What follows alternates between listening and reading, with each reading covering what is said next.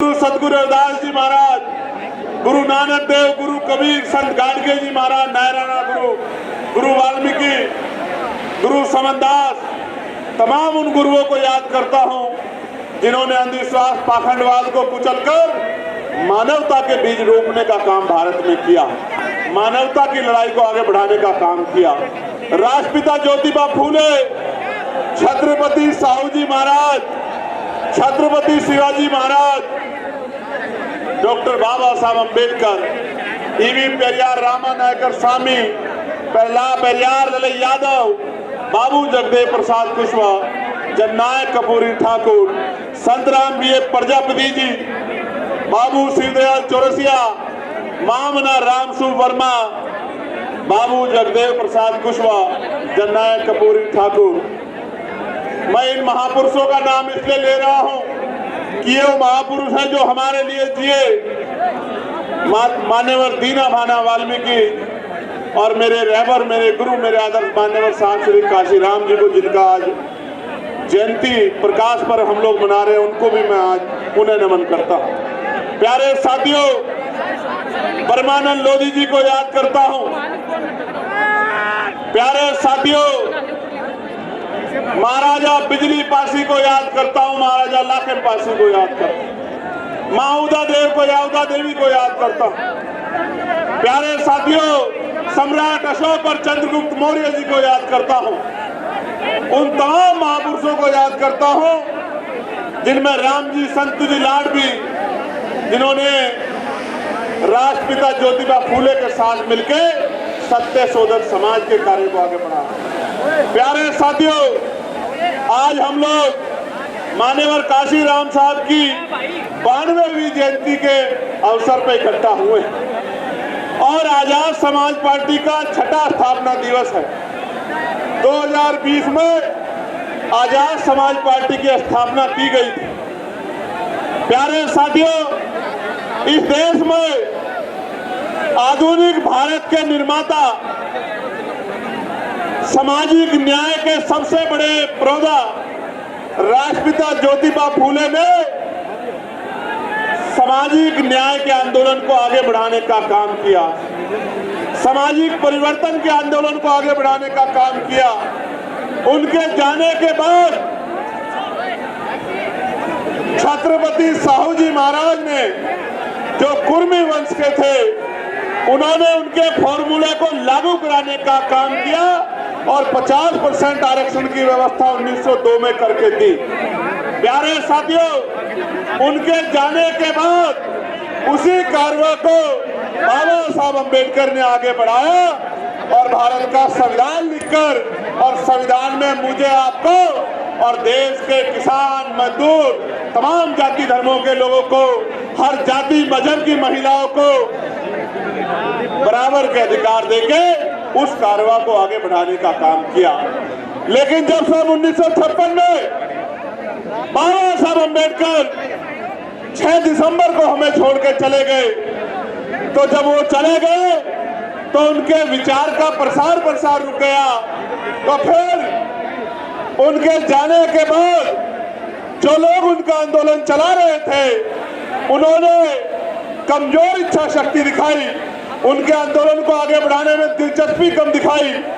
तो पंजाब में जन्मे क्लास 1 के अधिकारी, साइंटिस्ट रहे मान्यवर साहब श्री काशीराम, जो बाबा साहब से कभी मिले नहीं, जिन्होंने बाबा साहब के जीते जी बाबा साहब को जाना समझा नहीं, जो बाबा साहब के जिले प्रदेश में पैदा नहीं हुए, जो बाबा साहब अम्बेडकर के आगे काम नहीं करते थे, नौकरी करते थे, लेकिन बाबा साहब के जाने के बाद जब महामानव तथागत गौतम बुद्ध के अवकाश के जयंती के अवकाश पे और बाबा साहब अम्बेडकर की प्रकाश पर्व के अवकाश पर जब एक बार मान्यवर दीना भाना वाल्मीकि साहब लड़ रहे थे और उन्होंने काशीराम साहब से कहा कि आप तो क्लास 1 के अधिकारी हो, मैं चपरासी हूं, आप इस बात को कहोगे तो छुट्टी हो जाएगी, तो हम अपने बच्चों के साथ महापुरुषों की जयंती का कार्यक्रम मनाने जाएंगे।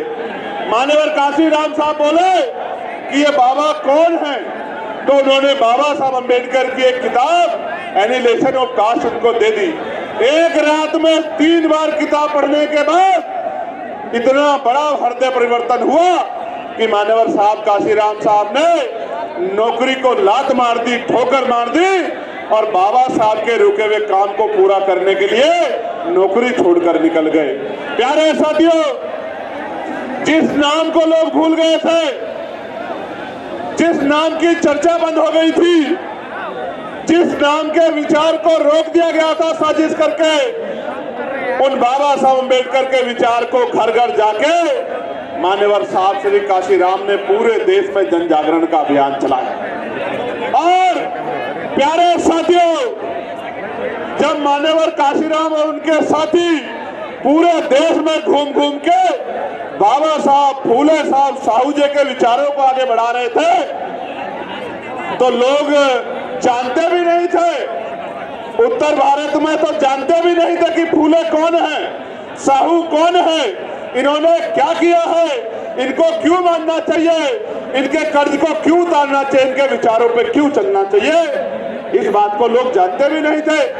लेकिन जब उन्होंने जन जागरण अभियान चलाया तो बच्चा बच्चा जान गया कि ये जो कोट पैंट और ये अच्छे घरों में हमें रहने का अधिकार मिला है, ये बाबा साहब अंबेडकर के प्रयास से मिला, उनके संघर्ष से मिला, उनकी कुर्बानियों से मिला। जब इस बात को जान गए तो बाबा साहब का आंदोलन तेजी से आगे बढ़ने लगा। प्यारे साथियों, ये बात मैं आपको क्यों कह रहा हूं, क्योंकि मान्यवर साहब श्री काशीराम 2006 में हमारे बीच से चले गए थे।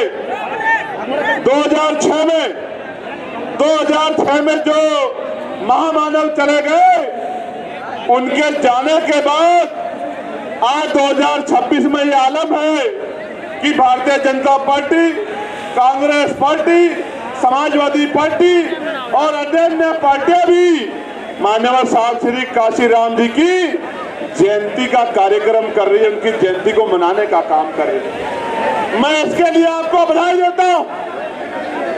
2006 में जो व्यक्ति चला गया, उसके बाद 2026 में 20 साल बाद उनकी याद क्यों आई, इसके पीछे एक कारण है, मैं आपको बताना चाहता हूं। कारण यह है कि बाबा साहब अंबेडकर का कारवां रुका हुआ काशीराम साहब ने आगे बढ़ाया और काशीराम साहब का रुका हुआ कारवां इन भीम आर्मी आजाद समाज पार्टी के साथियों ने आगे बढ़ाने का काम किया। और यह एक दिन में संभव नहीं हुआ, इसके लिए मेरे नौजवान साथियों ने लाठियां खाई, भूखे पेट रहे, जेल काटी, आंदोलन किए और गली गली घूम के मान्यवर साहब काशीराम नीले झंडे और बाबा साहब की बात को, फूले साहब की बात को घर घर तक पहुंचाने का काम किया। आज हालत ऐसी आ गई है, आज ये हालत ऐसी आ गई है कि जो लोग बाबा साहब का, काशीराम साहब का नाम नहीं लेते थे, आपकी पार्टी के बढ़ते प्रभाव को देखकर आज वो काशीराम साहब की जयंती के कार्यक्रम जो है उत्तर प्रदेश में कर रहे हैं। आपको देखना समझना चाहिए कि आपके संघर्षों ने कितना बड़ा परिवर्तन कर दिया।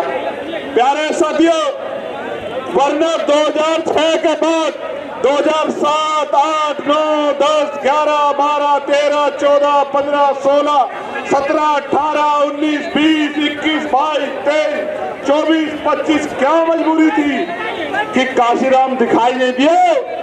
काशीराम इसलिए दिखाई नहीं दिए क्योंकि चुनाव आ रहा है, आपको वोट चाहिए। और आजाद समाज पार्टी काशीराम के संघर्ष से, पहले प्रभुजन सम्मेलन और अब ये भाईचारों के कार्यक्रम से उत्तर प्रदेश की गली गली में आजाद समाज पार्टी काशीराम की चर्चा हो रही है। और मान्यवर साहब काशीराम कहते थे कि आंदोलन कोई चला सकता है, दल कोई बना सकता है, बहुजन समाज बना के दिखाओ, तभी मैं मानूंगा कि आप महापुरुषों के कारवां को आगे बढ़ाने का काम कर रहे हैं। मैं गर्व से कह सकता हूं, मेरे भाइयों बहनों, मेरे बहुजन समाज के हिस्सेदारों, पहरेदारों, आज इस मंच पे दलितों, पिछड़ों, आदिवासियों, मुसलमानों का, ईसाइयों का, जैनों का, बुद्धिस्टों का, सिखों का जमावड़ा लगा हुआ है। ये इस बात का उदाहरण है कि हमने सिर्फ राजनीतिक दल नहीं बनाया, हमने बहुजन समाज बना के दिखाने का काम उत्तर प्रदेश में किया। प्यारे साथियों, अभी तो हम लोग बहुत जल्द पिछड़ा वर्ग सम्मेलन करेंगे।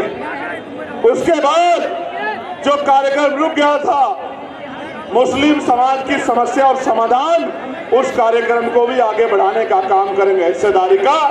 तो अभी तो देखो, अभी तो काशीराम साहब याद आ रहे हैं, फिर भीम आर्मी आजाद समाज पार्टी ये नकली महापुरुषों को मानने वालों के सपने में भी आएगी। मेरी बात को आप याद रखना। ये हमारे भाइयों के, हमारे संगठन के साथियों के 11 साल की मेहनत है कि आज विरोधियों को भी बाबा साहब और काशीराम साहब का बैनर फोटो लगाकर अपनी राजनीतिक दलों को कार्यक्रम करने पड़ रहे हैं। प्यारे साथियों, आप जानते हैं एक पार्टी आज जो कार्यक्रम कर रही है, उसी पार्टी ने मान्यवर काशीराम साहब के नाम पे जो अरबी फारसी विद्यालय बना हुआ है उसका नाम बदलने का काम उसी पार्टी ने किया। और तो और प्यारे साथियों, मेरे सहारनपुर जिले में मान्यवर काशीराम साहब के नाम पे बने मेडिकल कॉलेज का नाम भी उसी पार्टी के लोगों ने, नेताओं ने बदलने का काम किया, कुंठित मानसिकता की वजह से। और तो और प्यारे साथियों, मान्यवर काशीराम साहब की जयंती पर जो अवकाश घोषित हुआ था कि उस दिन हम लोग छुट्टी रख के अपने महापुरुषों के संघर्ष को जान सके, उस छुट्टी को रद्द करने का काम भी उसी कुंठित मानसिकता की सरकार ने, उनके नेताओं ने किया। और तो और प्यारे साथियों, मान्यवर काशीराम साहब के नाम पे जिस जिले का नाम, कासगंज का नाम काशीराम नगर बनाया गया था, काशीराम साहब से इतनी नफरत थी कि काशीराम नगर हटा के वापस कासगंज करने का काम उसी सोच के लोगों ने, उसी दल के लोगों ने, कुंठित मानसिकता के लोगों ने किया। प्यारे साथियों, एक पार्टी के नेता लखनऊ में आके बोले कि अगर मेरे नाना जी जिंदा होते तो काशीराम साहब हमारी पार्टी से मुख्यमंत्री होते। मैं आपको कहना चाहता हूं, मैं गारंटी दे सकता हूं एफिडेविट के साथ कि उन्होंने मान्यवर काशीराम साहब का नाम जाना है, काशीराम साहब का किरदार नहीं जाना। जिस महापुरुष ने राष्ट्रपति के पद को ठोकर मार दी थी, वो आपकी पार्टी से मुख्यमंत्री बनने के लिए तैयार होते। कैसी गलतफहमी में आप लोग जीते हो। वो तो ऐसी शख्सियत थी कि ये कहते थे कि मेरा निशाना दिल्ली की तरफ है, मुझे दिल्ली में प्रधानमंत्री बनाना है, जिसके वजह से मैं बहुजन समाज के लोगों का उत्थान कर पाऊं, सामाजिक परिवर्तन, आर्थिक मुक्ति के आंदोलन को कामयाब कर पाऊं, अपने गरीब समाज के आंसू पोंछ पाऊं और अपने गरीब समाज को मुख्य धारा में ला पाऊं। इसलिए प्यारे साथियों, हमने और आपने ये बात ध्यान रखनी है जो काशीराम साहब कहते थे। काशीराम साहब ये कहते थे कि विरोधी दुश्मन का काम है कि वो हमें गुमराह करेगा। जब वो हमें गुमराह करेगा तो हमारा भी काम है कि उसका काम है हमें गुमराह करना, और हमारा काम है ना गुमराह होना, ना अपने लोगों को गुमराह होने देना। अगर हम उनकी बातों में आ गए तो वही होगा जो 2012 से पहले हुआ कि लोकसभा में प्रमोशन में रिजर्वेशन का बिल फटेगा और दलित आदिवासी समाज के कर्मचारी अधिकारियों के अधिकारों पे हमला होगा। प्यारे साथियों, ये दल उस दिन कहा थे जब एक बाबा ये कह रहा था कि मरे मुलायम काशीराम प्रेम से बोले। ये कहा थे उस दिन। अगर ये वास्तविकता में मान्यवर काशीराम साहब और मुलायम सिंह जी को भी दिल से मानते तो ये उस दिन सड़कों पे आके आंदोलन करते कि हमारे महापुरुषों का अपमान नहीं सहेंगे। अकेला चंद्रशेखर खड़ा था जिसने उस बाबा को कहा कि हैसियत में रहना, अगर हमारे महापुरुषों पे टिप्पणी करोगे तो ऐसा इलाज किया जाएगा कि भागने की जगह भी नहीं मिलेगी। अकेला चंद्रशेखर था इस बात को कहने वाला। इसलिए मैं आपसे कह रहा हूं प्यारे साथियों, साहब काशीराम साहब कहते थे कि मुर्दा लोग मिशन नहीं चलाते और जिंदा लोग मिशन को रुकने नहीं देते। इसलिए मैं आपसे कहना चाहता हूं, आज मेरे साथ आपको संकल्प लेना है, क्योंकि काशीराम साहब ने कहा था जिस समाज की गैर राजनीतिक जड़ें मजबूत नहीं होती उसकी राजनीति भी कामयाब नहीं होती। हमें अपनी सामाजिक जड़ें मजबूत करनी है, हमें बहुजन समाज में भाईचारा पैदा करना है और राजनीतिक शक्ति हासिल करनी है। और जिस दिन राजनीतिक शक्ति हमारे पास होगी फिर हम पे जुल्म जाति अत्याचार कोई नहीं कर पाएगा। प्यारे साथियों, ये लड़ाई राजपाट की है। हमारा राजपाट मुट्ठी भर लोगों ने छीना हुआ है, हमें राजपाट वापस लेना है। तो राजपाट की लड़ाई को हमें किसी की मेहरबानी पर नहीं, ये राजपाट किसी की मेहरबानी पर नहीं मिलेगा, ये अपील करने से भी नहीं मिलेगा। इसके लिए हमें शक्ति बनानी होगी और शक्ति बनाकर ही हम राजपाट ले पाएंगे। और जब राजपाट ले लेंगे तो याद रखो मेरी बात को, जिस दिन राजपाट होगा उसी दिन महापुरुषों का अधूरा सपना भी भारत में पूरा होने का काम होगा। प्यारे साथियों, अभी 2 दिन पहले आपने देखा होगा लोकसभा में आदरणीय वित्त मंत्री जी निर्मला सीतारमण जी ने जब मेरी लोकसभा के उठाए सवालों पे जवाब दिया तो उन्होंने मेरे बारे में कुछ टिप्पणी की। हालांकि वो टिप्पणी आपके संघर्ष को सम्मान देने की टिप्पणी थी, कोई क्रिटिसाइज करने की टिप्पणी नहीं थी, क्योंकि वो बड़ी है, मेरी मां के उम्र के बराबर हैं। बड़े सम्मान से मैं उनको ये कहना चाहता हूं कि उनके कहने के बाद मैंने महात्मा विदुर को पढ़ने का काम किया। महात्मा विदुर को मैंने पढ़ने का काम किया तो महात्मा विदुर के कुछ किस्से मुझे मिले। एक किस्सा मैं आपके सामने रखना चाहता हूं कि क्यों मैं महात्मा विदुर नहीं हो सकता। उसका कारण यह है कि एक बार महाकाव्य महाभारत में जब द्रौपदी का चीरहरण हो रहा था, दुर्योधन के इशारे पे दुशासन चीरहरण कर रहे थे, तो पूरी सभा बैठ के तमाशा देख रही थी। अकेले महात्मा विदुर ऐसे व्यक्ति थे, मैं उनके न्यायप्रियता की दाद दूंगा, जिन्होंने विरोध किया और दुर्योधन को चेतावनी दी कि दुर्योधन ये पाप मत करो, ये पाप आपकी राज्य की सत्ता को निस्तानाबूद कर देगा। मैं इसलिए मानता हूं कि मैं और महात्मा विदुर में फर्क है, क्योंकि अगर मैं होता, बाबा साहब अम्बेडकर का अनुयायी अगर उस समय होता तो उस सभा में दुशासन की टांग पे टांग धर के चीर देता, लेकिन किसी बहन बेटी का अपमान नहीं होने देता। मैं चुप होके नहीं बैठता, मेरा जो होता तो होता, लेकिन मैं दुर्योधन और दुशासन की टांग पे टांग धर के चीर देता, लेकिन द्रौपदी का अपमान नहीं होने देता।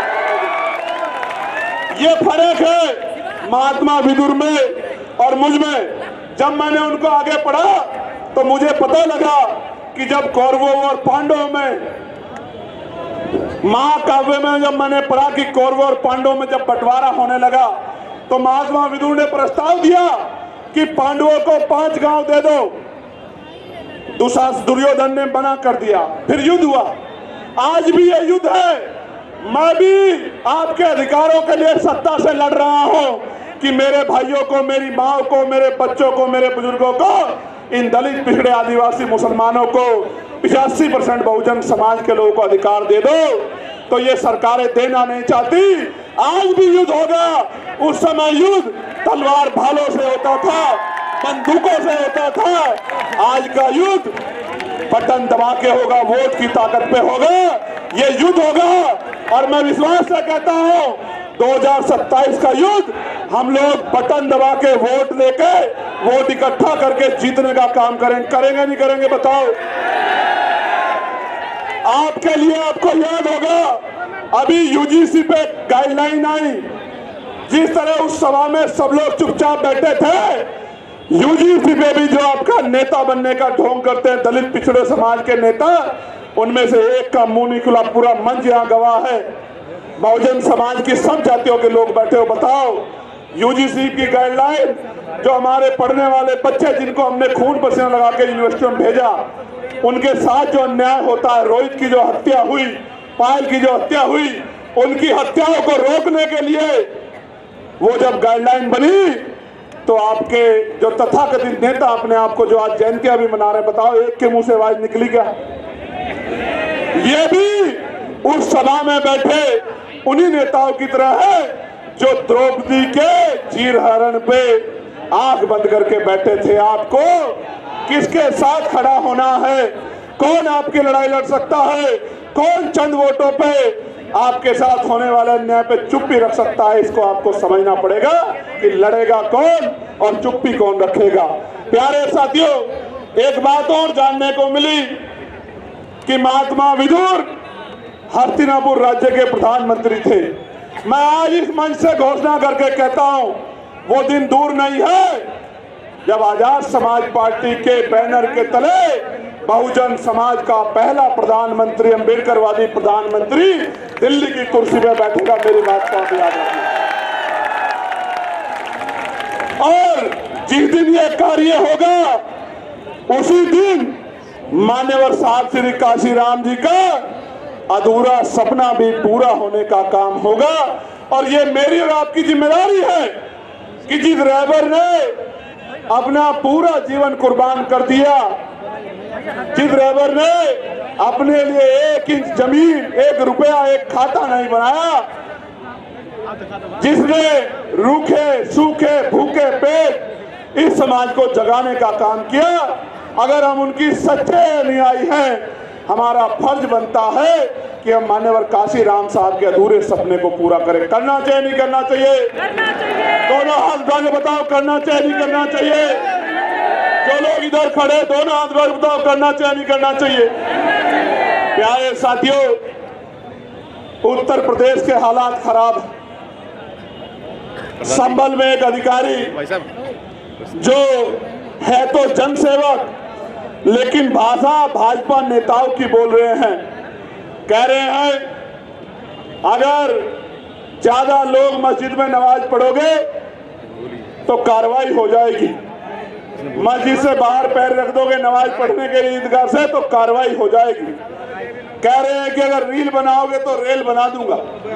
मैं ये समझता हूं एक जनसेवक की भाषा ऐसी नहीं होनी चाहिए। जनसेवक का मतलब यह है कि उसको देख के हर गरीब कमजोर के दिल में ये भाव पैदा हो कि जब तक ये जनसेवक खड़ा है तब तक मेरी तरफ कोई गुंडा आंख नहीं उठा सकता। लेकिन आज हालात बिगड़ गए हैं। लेकिन मैं धन्यवाद दूंगा हाईकोर्ट इलाहाबाद का, जिन्होंने कल संभल के एसएसपी डीएम का मार्गदर्शन करने का काम किया। उनको कहा कि अगर आप व्यवस्था नहीं करा सकते, धर्म का पालन नहीं करा सकते तो इस्तीफा दे दो या कहीं ट्रांसफर ले लो। बहुत बड़ी टिप्पणी जो है उच्च न्यायालय ने जो है इलाहाबाद करने का काम किया और उनको अपने कर्तव्य का निर्वहन करने के लिए प्रेरित किया। प्यारे साथियों, आज हम लोग बाराबंकी की धरती पे हैं और एज ए लीडर मुझे कहने में खुशी है कि ये वही बाराबंकी है जिससे हयात अली खैमनेई साहब का रिश्ता जुड़ा हुआ है। ये वही बाराबंकी है और वो अपने राज्य में, वहां अपने देश में राज करते थे, अपने लोगों के लिए कानून बनाते थे। उनकी शहादत हो गई, मगर मैंने उनके बारे में जब पढ़ा, एक बात मुझे एज ए लीडर उनकी बहुत पसंद आई और मैं उनको सैल्यूट करता हूं कि उनको पता था कि उन पे हमला होने वाला है। उनको बताया गया सुरक्षा एजेंसियों के द्वारा कि आप पे हमला होगा, आपकी हत्या हो सकती है। तो उस शेर दिल बहादुर शहादत प्राप्त करता उस नेता ने कहा कि पहले मेरे देश के 9 करोड़ लोगों को सेव करो, फिर मेरी सुरक्षा के बारे में सोचो। वरना नेता कहते हैं कि पहले मेरी सुरक्षा करो, जनता मरती है तो कल की मरती आज मर जाए। लेकिन उस बहादुर नेता की इस बात से मैं बड़ा प्रेरित हुआ।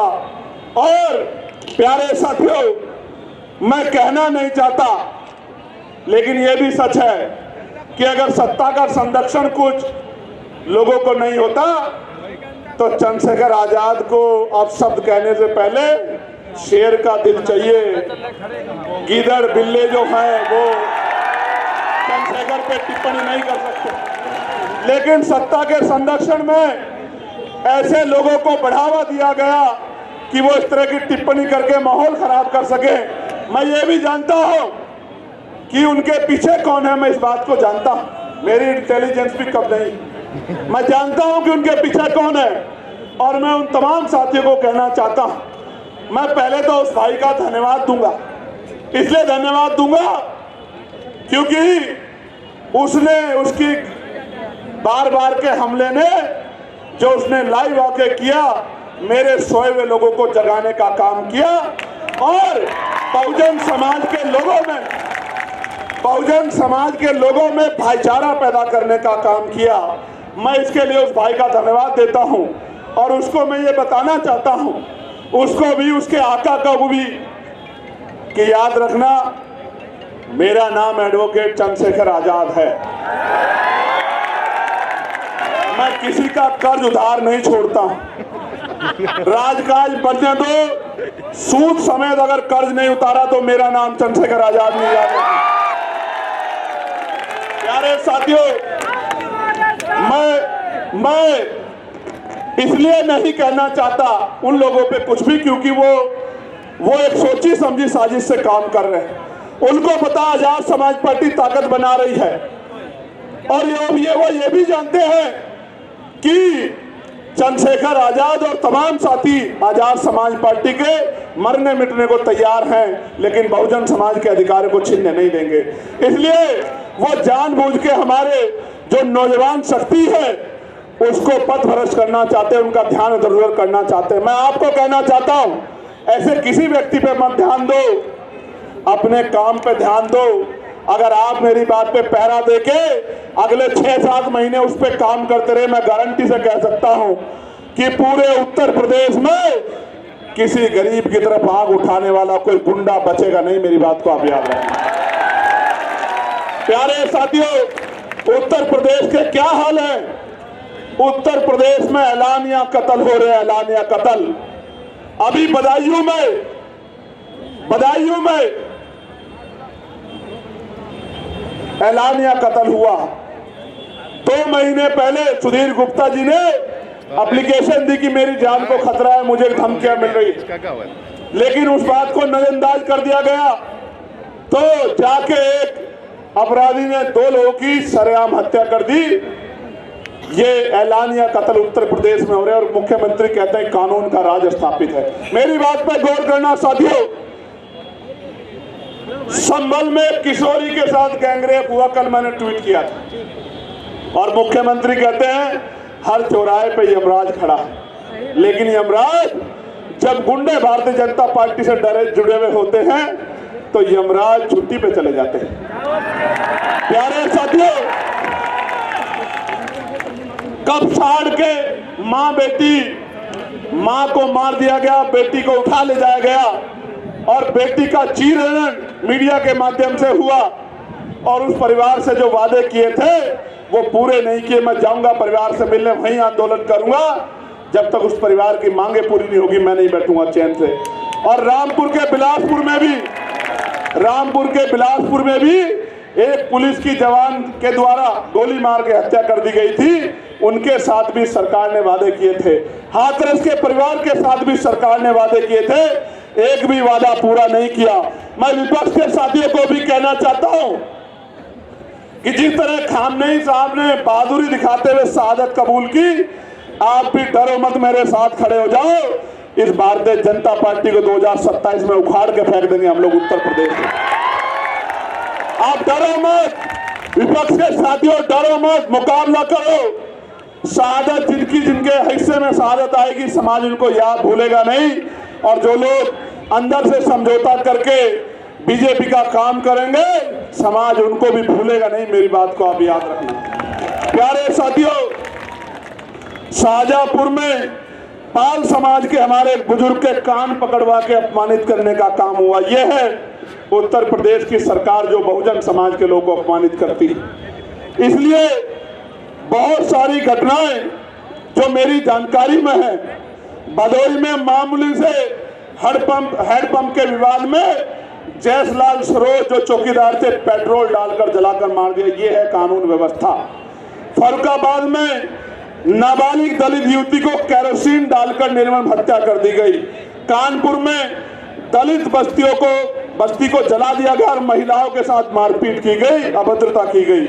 जौनपुर में 8 मार्च को थाना जाफराबाद में यश गौतम की 16 साल के बच्चे की हत्या की गई। जौनपुर के थाना खुटान में राजीव गौतम की हत्या की गई। थाना लाइन बाजार में बस चालक ललई यादव की हत्या कर दी गई। थाना जाफराबाद में प्रेमचंद यादव की जो जन सेवा केंद्र चालक थे उनकी निर्मम हत्या कर दी गई। प्यारे साथियों, लखनऊ में सूरज गौतम नाम के छोटे से एक युवक की, जिसने सिर्फ होली की बधाई दी थी, उसकी हत्या कर दी गई। मोहम्मद उन्नैन नाम के नाबालिग छात्र की सर पे गोली मार के लखनऊ प्रदेश की राजधानी में हत्या कर दी गई। बालागंज में निषाद समाज की युवती की निर्मम हत्या दुष्कर्म का विरोध करने पे कर दी गई। बाराबंकी में मोहम्मदपुर थाना क्षेत्र से 100 मीटर की दूरी पे निषाद समाज की बच्ची की पेट्रोल डालकर जिंदा जलाकर हत्या का मामला सामने आया। और प्रयागराज में दलित छात्रों के साथ भेदभाव का इतना बड़ा मामला सामने आया। ये सारी बातें इस बात की गवाही देती हैं कि उत्तर प्रदेश में और छोड़िए, जिस तरह का घटनाक्रम आपने यहाँ देखा कि रोज सरेआम गुंडागर्दी घुसने नहीं देंगे, पैर तोड़ देंगे। मैं चमड़े की चप्पल पहन के आया,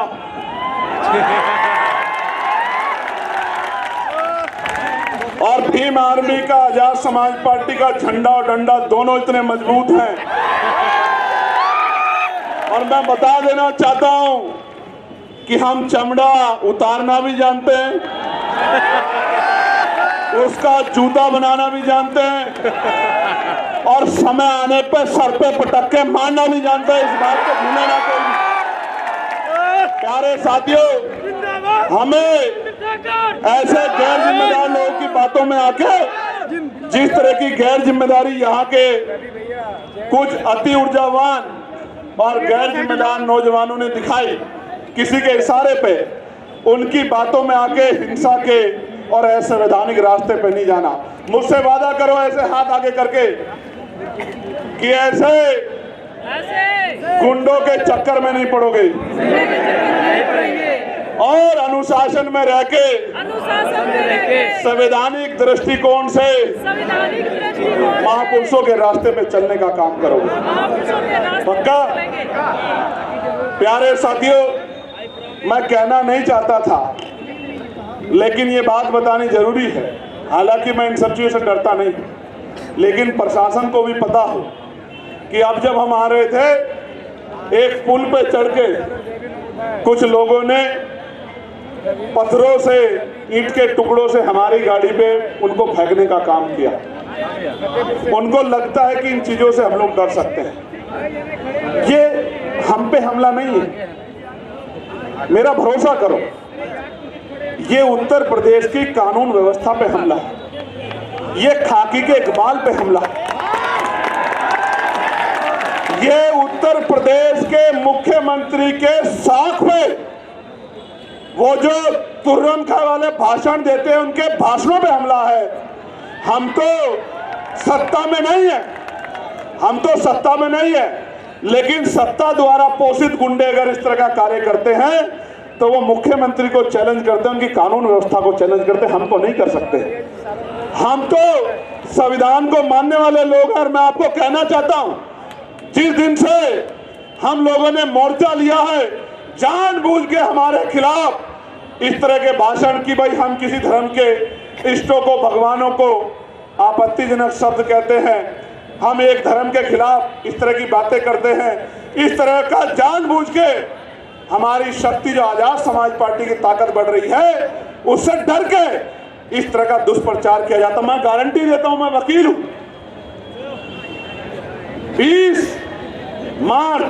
15 मार्च 2020 को 15 मार्च 2020 को हमने राजनीतिक दल की स्थापना गौतम बुद्ध नगर में की। एक स्टेटमेंट आप मेरा दिखा दो। मैं वकील, मैं बाबा साहब अम्बेडकर को मानने वाला व्यक्ति हूं। मैं किसी धर्म पे टिप्पणी नहीं करता, मेरा काम नहीं है। मेरा काम एक ही काम है कि चाहे मेरे शरीर में लहू का आखिरी कतरा भी खत्म हो जाए, मैं इन गरीबों को इनका हक दिला के रहूंगा, इनके घर में उजाला करके। इसलिए जानबूझ के वो इस तरह की बातें करते हैं। उसका कारण बताऊंगा मैं आखिरी में आपको कि उसका कारण क्या है। लेकिन मैं आपको कुछ कहना चाहता हूं, आप मेरी बात को सुनने के लिए तैयार हो? गौर से सुनो, नोट करो फोन में।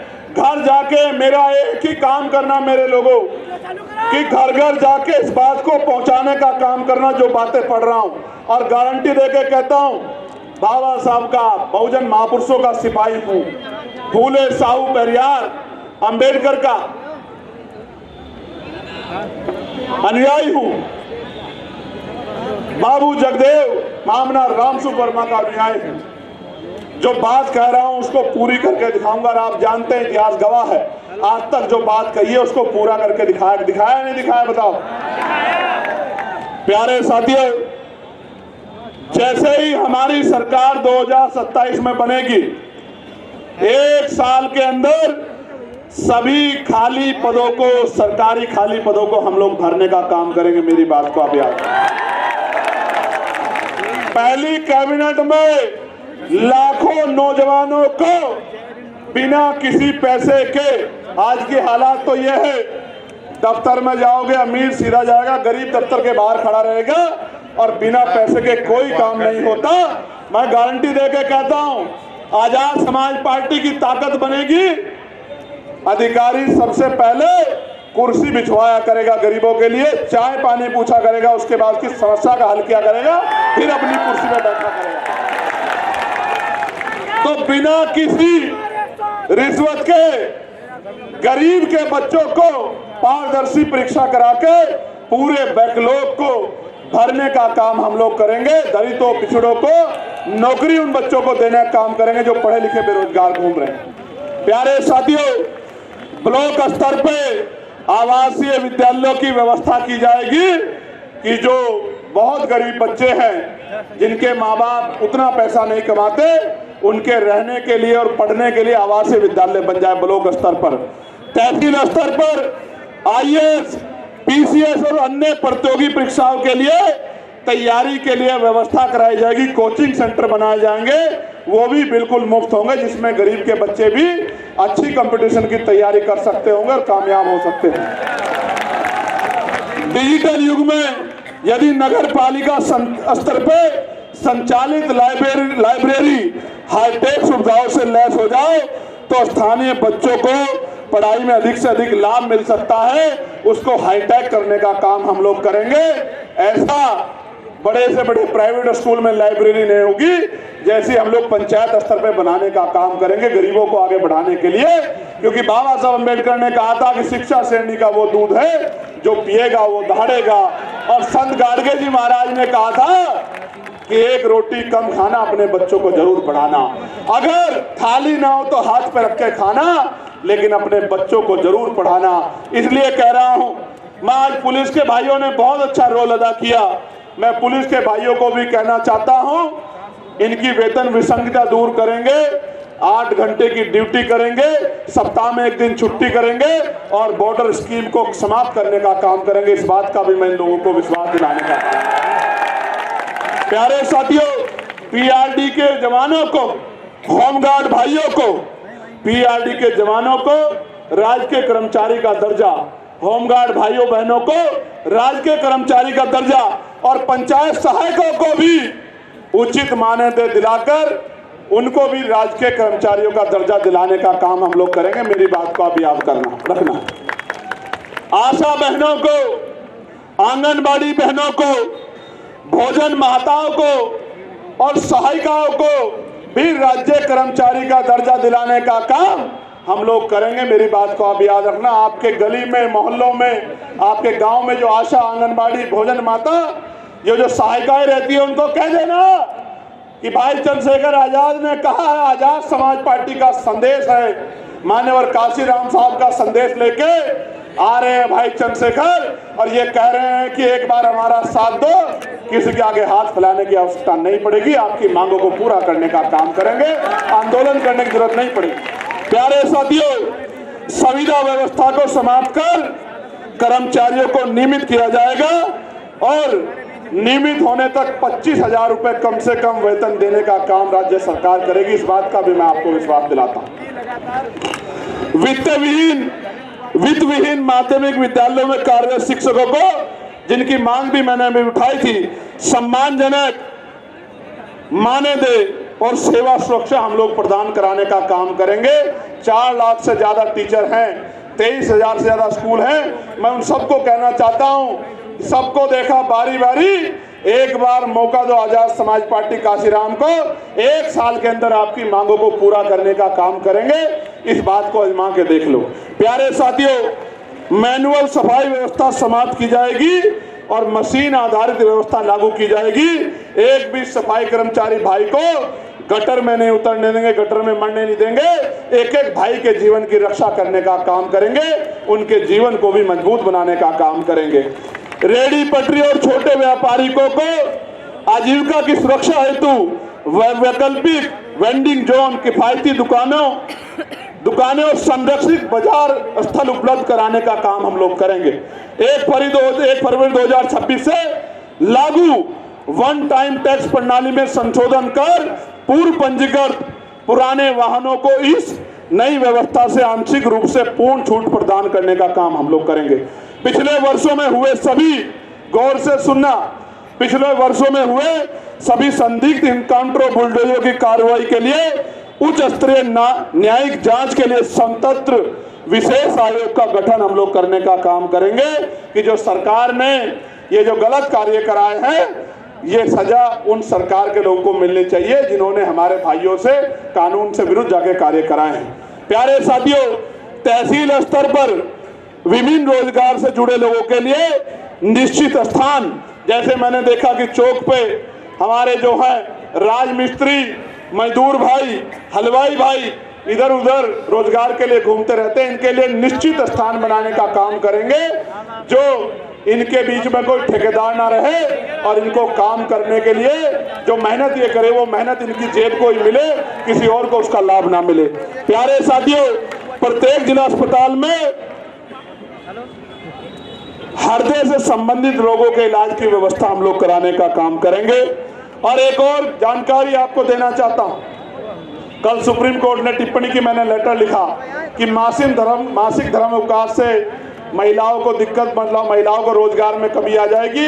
उत्तर प्रदेश में हम लोग महिलाओं को मासिक धर्म अवकाश के लिए विशेष कानून बनाने का काम हम लोग करेंगे कि जब बहन बेटियों को इस परेशानी से गुजरना पड़े तो उनको जबरन जो है पेट पालने के लिए काम ना करना पड़े, इसलिए मासिक धर्म अवकाश के लिए विशेष कानून बनाने का काम हम लोग करेंगे। और पंचायत सहायकों को भी राज्य कर्मचारी का दर्जा दिलाने का काम करेंगे। 69,000 शिक्षक भर्ती के जो बच्चे हैं, कुछ मेरे साथ भी आए हैं, मैं इनको भी कहना चाहता हूं कि आपसे बहुत सारे वादे सबने किए हैं। आप 20,000 बच्चे हो, मैंने आपको लड़ते हुए देखा, जब आपके ऊपर लाठी चलती थी। मेरे आज भी याद है हमारी बहन मुक्ता और कई हमारी बहनें शानली और कई बहनें जिनके हाथ तोड़ दिए थे इस निकम्मी सरकार ने। जी तो आता है कि उनके जो टूटे हुए हाथ है उनका बदला लो, लेकिन संवैधानिक व्यवस्था को मानने वाला व्यक्ति हूं, इसलिए कहना चाहता हूं कि ये शिक्षक भर्ती के जो हमारे साथी हैं, ये आने वाले 7-8 महीने हमारे लिए मदद करवा दे, काम करने, प्रचार का काम करा दे, तो ऐतिहासिक न्याय होगा उनके साथ और उनको उनकी नौकरी दिलाने का काम आजाद समाज पार्टी काशीराम करेगी। आज उत्तर प्रदेश में सोने के तारों में बिजली आ रही है। ये मेरी माँ बैठी है, कितनी महंगी बिजली ले रहे हो? बिजली महंगी आ रही है नहीं आ रही है? पहले 200-300 रुपए बिल आता था, अब कितना आता है? कितना आता है? जोर से बताओ, आवाज नहीं आ रही, जोर से बताओ। 500, 500, 5,000। मैं गारंटी देता हूं, पुरानी व्यवस्था लागू करेंगे और 300-400 रुपए के बिल में पूरे महीने 24 घंटे 7 दिन बिजली दिलाने का काम करेंगे। मेरी बात को आप याद रखें। और विशेषकर बुनकरों को, किसानों को उनकी बिजली माफ करने का काम करेंगे कि वो रोजगार करके 4 पैसे कमा के वो भी इज्जत की जिंदगी प्राप्त कर सके। प्यारे साथियों, गैस के क्या हाल है आपके क्षेत्र में? मिल रही है क्या गैस? अभी प्राइम मिनिस्टर बोले कि गैस की कोई किल्लत नहीं है, विपक्ष अफवाह फैला रहा है। मैंने कहा प्रधानमंत्री जी, एक बार जाके किसी गांव में किसी एजेंसी पे जाके देखो कि माए बहने बुजुर्ग सिलेंडर ले लेके लाइन में लगे हैं और ब्लैक में 2-2 हजार रुपए का सिलेंडर मिल रहा है। 45 दिन तक बुकिंग नहीं हो रही है और नौजवान कह रहे हैं 3-3 हजार का मिल रहा है। मैं आज आपको कहता हूं, राजकाज बना लो, पूरे देश का तो नहीं पता लेकिन उत्तर प्रदेश में 500 पार सिलेंडर नहीं जाने देंगे। मेरी बात को आप याद रखें। और लाइन में नहीं लगने देंगे। जहां मां बहनों को लाइन लगानी पड़े वो लाइन ही खत्म कर देंगे। ऐसी व्यवस्था करेंगे कि मां बहनों को लाइन में ना लगनी पड़े, मां बहनों के सम्मान की रक्षा करेंगे। प्यारे साथियों, प्रमोशन में रिजर्वेशन SC ST OBC के लिए उत्तर प्रदेश में कर्मचारियों के लिए लागू करेंगे। प्यारे साथियों, एक बात आपको बताना चाहता हूं, ये जो इस तरह का माहौल उद्दंडता का बनाया जा रहा है, जानबूझ के माहौल खराब करने का, झगड़े कराने का, जातीय दंगे कराने का ये जो कार्य किया जा रहा है, मैं इसका कारण समझता हूं। मेरे लोगों, जिस दिन मैंने UGC पे स्टैंड लिया था, UGC की गाइडलाइन पे, और उससे पहले मैं ये बताना चाहता हूं कि UGC पे SC ST के लिए 2012 की गाइडलाइन थी, थोराट कमेटी की, लेकिन मंडल कमीशन की तरह उसमें जब पिछड़े वर्ग के लोगों को जोड़ा गया और पिछड़े वर्ग के नेताओं को उस द्रौपदी जी की सभा की तरह सांप सूंघ गया। उन्होंने आंखें बंद कर ली, कान बंद कर ली, ना उनको सुना ना उनको दिखा। अकेला चंद्रशेखर लोकसभा से लेकर सड़कों से जंतर मंतर पे मीडिया में अपने भाइयों के, अपनी बच्चियों की, जिनके जीवन रक्षा के लिए लड़ने लगा। उस दिन से मैं महसूस कर रहा हूं कि इन लोगों को लगता है कि ये आदमी बहुजन समाज के लोगों के साथ अन्याय नहीं होने देगा। मैं समझता हूं, बच्चा नहीं, मैं समझता हूं। जब से मैंने मौर्य जी, प्रजापति जी, जब से मैंने 15% अतिरिक्त आरक्षण की व्यवस्था थी पिछड़ों के लिए की बात की, 27% तो मिल ही रहा है 52% आबादी को, लेकिन मैंने कहा कि 27 से कुछ लेंगे नहीं, और जो अति पिछड़ी जाति है जिनको मौका नहीं मिला उनको अलग से 15% आरक्षण की व्यवस्था कराएंगे, जिस तरह से EWS की सरकार ने कराई थी। जब मैंने इस बात को कहा, उस दिन से मैं महसूस करता हूं कि जब मैं पाल प्रजापति कश्यप को, सैन विश्वकर्मा को, जब मैं नुनिया चौहान राजभर को, जब मैं जो है निषाद को, उनके आने वाली पीढ़ियों को कुर्सी पे बिठाने के लिए 15% की 100 में से 15 नौकरियां उनके बच्चों को मिलनी चाहिए, उनको कुर्सी पे बैठना चाहिए। उस दिन से मैं महसूस करता हूं कि मेरे खिलाफ जानबूझ के षड्यंत्र किए जा रहे हैं। प्यारे साथियों, जब से मैंने पिछड़े वर्ग के लिए विधानसभा और लोकसभा में आरक्षण की मांग की है कि मिलना चाहिए, उनकी संख्या में बढ़ोतरी होनी चाहिए, जिन जातियों को मौका नहीं मिला उन जातियों का प्रतिनिधित्व होना चाहिए, कानून बना के होना चाहिए। उस दिन से मेरे खिलाफ, यानी कि